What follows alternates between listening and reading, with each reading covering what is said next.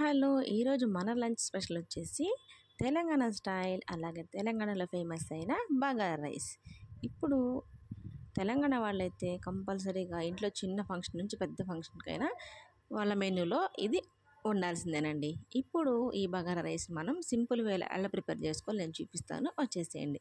ముందుగా స్టవ్ మీద కడాయి పెట్టుకొని అందులోకి కొంచెం ఆయిల్ అలాగే కొంచెం ఘీ వేసుకోవాలండి. నేనైతే టోటల్ ఘీతోనే చేస్తున్నాను.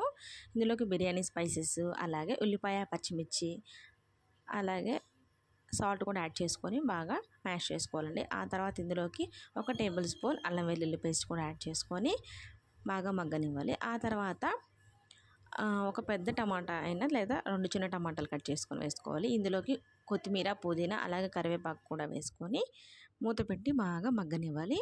ఆ తర్వాత నేను 2 గ్లాసులు బియ్యం తీసుకున్నానండి. 2 గ్లాసుల బియ్యానికి 2.5 గ్లాస్ వాటర్ పోసుకొని సాల్ట్ టేస్ట్ చూసుకొని కుక్కర్కి మూత పెట్టేసి 2 విజిల్స్ వచ్చిన తర్వాత ఓపెన్ చేసి చూసామంటే టేస్టీ బగారా రైస్ ప్రిపేర్ అయిపోయింది. ఇది వెజ్ కర్రీస్లోకైనా నాన్ వెజ్ కర్రీస్లోకైనా సూపర్గా ఉంటుంది. మీరు ఒకసారి ట్రై చేయండి. అండ్ నా వీడియో నచ్చితే లైక్ చేయండి. And do subscribe my channel. Thank you for watching. Bye.